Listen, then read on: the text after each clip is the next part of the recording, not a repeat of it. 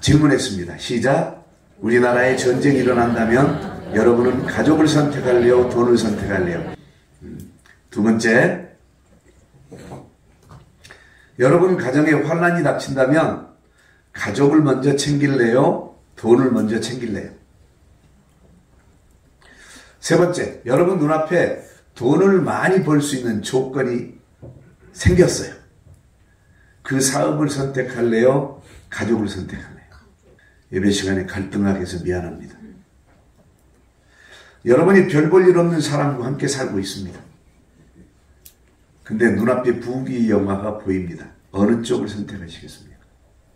우리 집안에 재앙이 닥친다면 내 남편은 나를 선택할까? 돈을 선택할까? 자, 내 남편은 나를 선택한다. 아니야, 돈을 선택해. 그 인간은 빨리 선택해. 얼른 손들어요. 괜찮아요. 자, 내 아내는 나를 선택할까? 돈을 선택할까? 내 아내는 나를 선택한다. 돈을 선택한다. 우리 아빠는 나를 선택한다. 돈을 선택한다. 우리 엄마는 나를 선택한다. 돈을 선택한다. 네 엄마는 너를 선택해, 돈을 선택해? 그럼 손들어. 내 자식들은 돈을 선택한다. 나를 선택한다. 그냥 넘어갈 일이 아닙니다. 길게 고민할 것도 없고 멀리 고민할 것도 없어요. 이미 그 징조들을 발견하고 살았을 거예요. 이것을 실망이라고 하는데 그 실망이 그 증거들이에요. 나보다 돈에 더 집착한 그 일들을 보면서 이미 나는 버려진 인간, 안중에도 없는 존재였을 거예요. 그래서 외롭고 힘들었을 겁니다. 이미 그런 불안함과 두려움으로 통거하고 있을 뿐이에요. 그러면 그동안 여러분 손들었던 여러분의 모습이 진실일까 포장됐을까? 한번 돌아보세요. 나는 정말 가족을 사랑한다고 살았는데 그게 아닌가? 혹은 나는 돈을 쫓았는데 나도 가족 사랑하는 마음이 있네? 이제 왔다리 갔다리 할 거예요. 왜? 나는 포장된 자아가 나인 줄 알고 착각하고 살 수도 있고, 혹은 너무 죄책감에 시달렸는데 진짜 나 그렇게 살았구나라고 내 자신을 발견할 수도 있습니다. 자, 냉정하게 말해봅시다. 진실한 사랑을 품고 함께 하고 있었습니까? 진짜 진실했어요? 항상 돈 때문에 신뢰하지 못하고 돈 때문에 인정하지 못하고 돈으로 서로를 평가하고 저울질하고 그렇게 살지 않았어요? 항상 돈으로 마음 아프게 하고 돈이면 웃고, 이게 우리 삶의 현장 아닙니까? 맞으면 양손 들고 하면. 네. 내 것은 감추고 숨기면서 상대 것만 빼내서 쓰고 있지 않습니까? 자기 미래 보장을 위해서는 다 준비하고 상대를 위해서는 대충 하고 있지 않습니까? 그래서 이런 이기적인 사람들의 특징이 있어요. 자기 양식에는 충실하지만 상대 양식에는 별 관심이 없어요. 나 밥 먹고 있으니까 먹어. 나 이렇게 하고 있으니까 해. 그러다 챙기질 않습니다. 말로는 걱정하고 위하고 챙기는 것 같지만 정작 준비해주거나 챙겨주는 것에는 인색한 사람들이 있어요. 나는 어렸을 때 참 그래도 우리 엄마가 참 대단한 분이었어요. 늦잠 자고 있으면 와서 두들겨 패서라도 밥 먹여요. 그게 참 그때는 더 자고 싶은 나에게는 괴로움이었지만 그 엄마의 사랑이었어요. 자기를 위해서는 만반의 준비를 하지만 상대를 위해서는 기본도 모르는 사람들이 많죠. 그래서 남편 양말에 구멍이 났는지도 모르고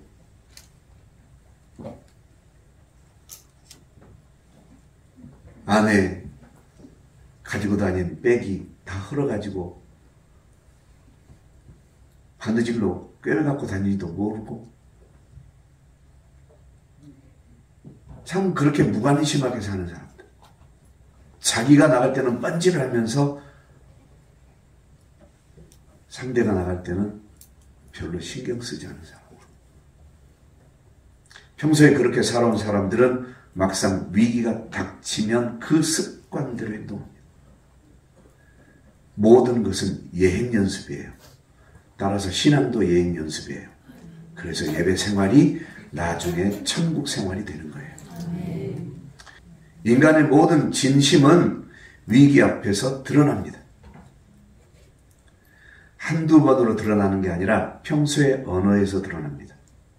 평소에 대하는 방식에서부터 드러나고 있습니다. 화가 났을 때 나타나는 반응이 그것입니다. 다툼이 생긴 후에 나타나는 게 그것입니다. 그래서 화가 났을 때 그 사람이 하는 말들을 들어보세요. 다툴 때 그 사람이 하는 말들을 들어보세요. 그게 그 사람의 본질이에요. 여러분 지금 맨정신으로 손들으라고 하니까 손든 거예요. 화가 났을 때 이 질문 했다면요. 어땠을 것 같아요? 그게 나예요. 그게 나라고요. 그래서 다툼의 근본이 그것이라는 거예요. 그것은 바로 돈이에요.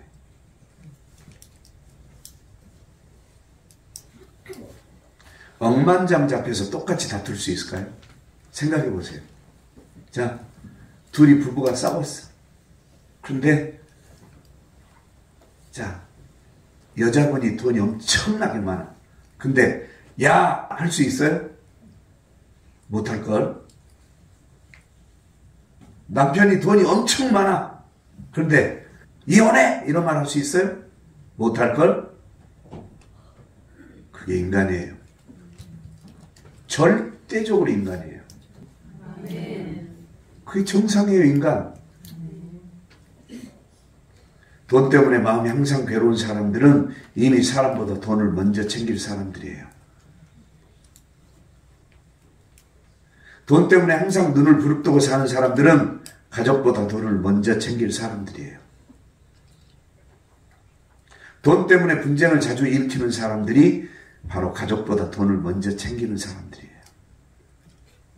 그래서 돈 때문에 사랑하는 사람도 버리는 거예요.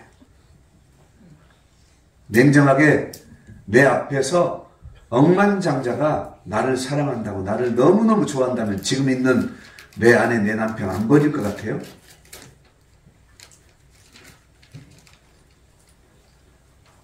미래가 보장이 되는데 전부가 보장이 되는데 그것은 사랑해서 사는 것이 아니라 이용하기 위해서 사는 겁니다. 돈을 잘 버는 사람을 선택하는 거였고 그것을 사랑이라고 포장했던 겁니다.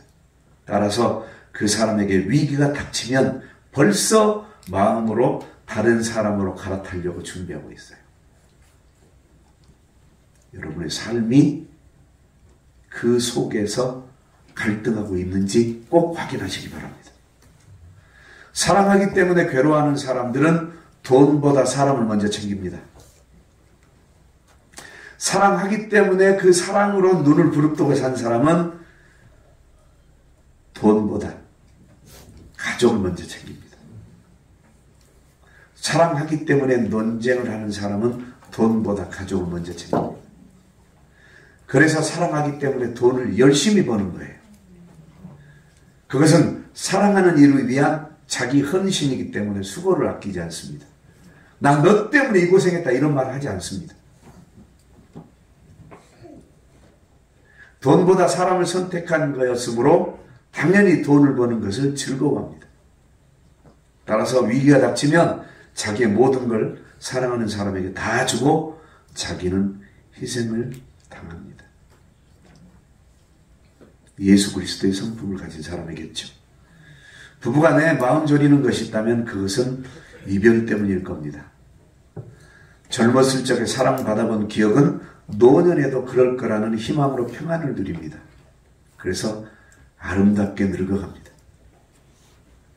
그러나 젊었을 적에 자주 다투고 이별이나 단절을 경험해본 사람은 노년이 다가올수록 움츠러들고 포기할 마음이 커지면서 스스로 자기를 죽입니다. 고독사해요.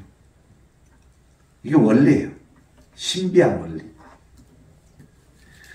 진심을 받아본 적이 없으므로 불안에 늪에서 헤어나질 못하는 거예요.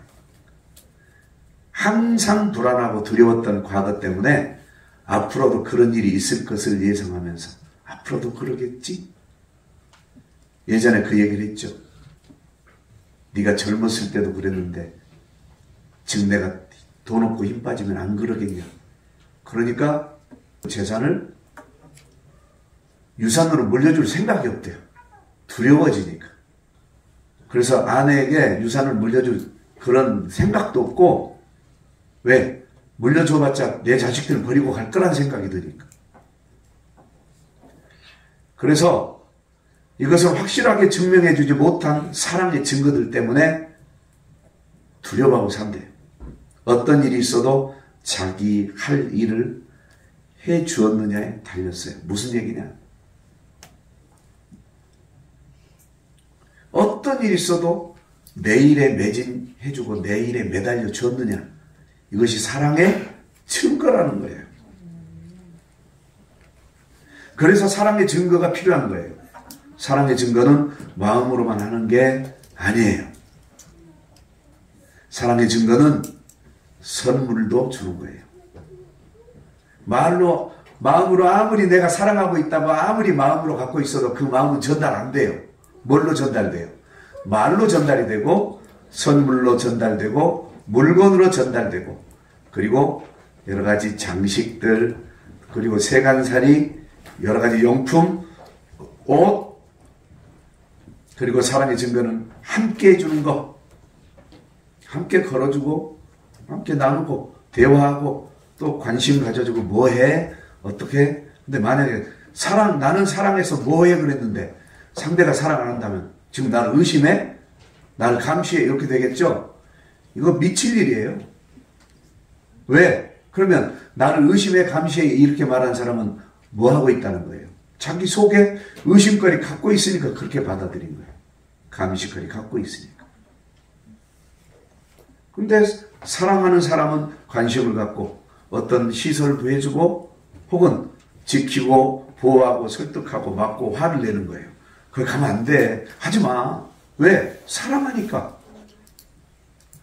근데 상대가 사랑하지 않는다면 왜 나를 그렇게 억압하냐고 얘기하겠죠. 사랑의 증거는 분별하고 판단하고 정리하고 위로하는 거예요. 사랑의 증거는 따로 구별되어서 노는 게 아니에요.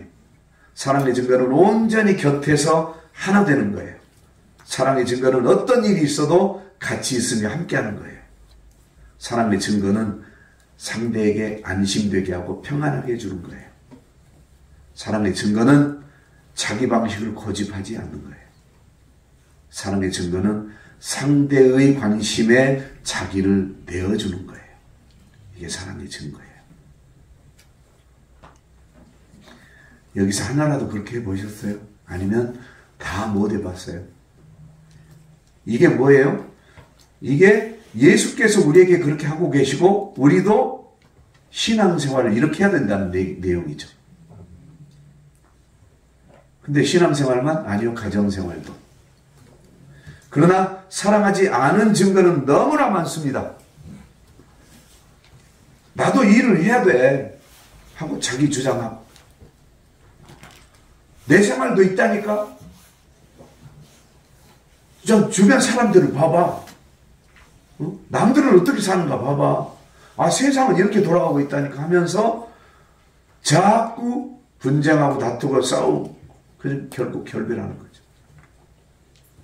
아니, 왜 나랑 살면서 남을 봐야 돼? 왜 나랑 살면서 다 자기 생활하겠다 그러고 서로 합의해서 그랬다면 모르지만 그냥 사랑으로 시작했으면 사랑으로 끝나야 되는데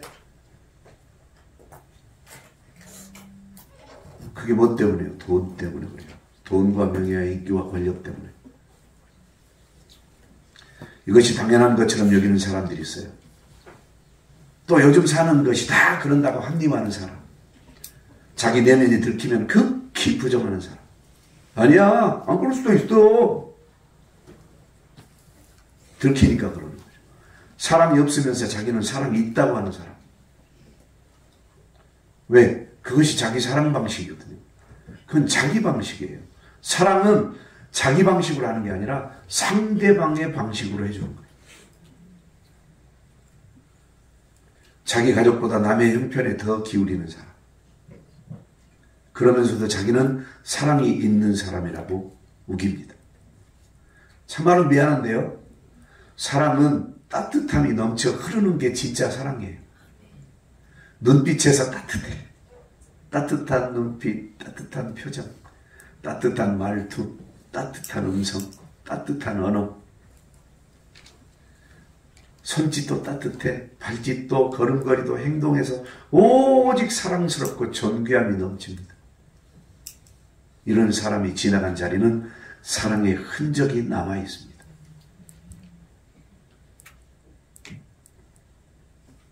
그렇다면 이것을 그대로 예수님께 적용해 볼까요? 예수님을 믿으면서 예수님의 일보다 나도 일이 있다니까요.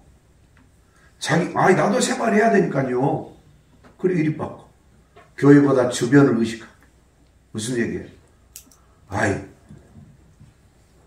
주일만 가면 되는 것이지 뭐 어쩌고저쩌고 하면서 남들의 삶과 비교하면서 예배를 소홀히 하고, 세상 기준을 들이대며 교회 생활한다면 피 흘려 죽어주시면서까지 사랑하시는 예수님과 하나 될 수 있을까요? 그래서 가정생활로 예수님은 신앙을 비유하고 있는 거예요. 돈은 일만 악의 뿌리라고 있습니다. 돈에 집중하는 사람은 모든 악을 다 가진 사람이라는 의미입니다. 돈은 일만 악의 뿌리다. 일만 악을 가진 사람은 돈을 사랑한다. 나발에게는 좋지 않은 별명이 있었습니다. 그것이 바로 일만 악이었어요. 이제 그 증거를 대볼까요? 사무엘상 25장 2절로 42절. 마온에 한 사람이 있는데 그의 생업이 갈멜에 있고 심히 부하여 양이 3,000마리요 염소가 1,000마리이므로 그가 갈멜에서 양털을 깎고 있었으니 그 사람의 이름은 나발이요. 나발은 어리석은 자, 미련한 자라는 뜻이에요. 그 아내 이름은 아비가일이라. 아비가일이란 이름은 무슨 뜻이냐? 내 아버지가 기뻐한다. 그래서 기뻐하는 아버지의 딸, 기뻐하는 딸. 그래서 아비가일이에요. 그 여자는 총명하고 용모가 아름답다 그랬어요. 여기서 총명에서 총은 뭘 의미하냐면 통찰력과 이해력을 얘기하는 거예요. 통찰력은 넓게 보는 거예요. 넓게 보고 그 넓게 보는 것을 다 이해를 해버리는 거예요. 아, 저건 저렇고 이건 저렇구나. 그래서 사리 분별이 확실한 걸 통이라고 하는 거예요. 찰이라고 하는 것은 좋고 선하고 번영되게 하는 능력을 의미하는 거예요. 좋게 하고 선하게 하고 번영되게 한다. 그리고 용모가 아름답다 이 말은 예쁘다는 뜻이 아니에요. 맑다. 뭐 아무것도 없어. 이렇게 맑아 보이지? 그래서 이 맑은 사람은 광채가 나는 거예요. 후광이 보이는 거예요. 그래서 맑다 이 뜻이에요. 그런데 이 나발이 어떤 사람이라고요? 일만 악을 가진 자라 그랬죠? 완고하다 이 말은 딱딱하고 고집이 세다. 무뚝뚝하고 지멋대로 하고 지맘대로 하고 사람을 함부로 대하고 사랑하는 사람임에도 불구하고 사랑하는 자기 사람을 마치 돌멩이 취급하듯이 한다. 이게 바로 완고하다는 뜻이고요. 행실이 악하다. 여기서 악은 나쁘고 해로운 짓만 골라 사는 놈이다.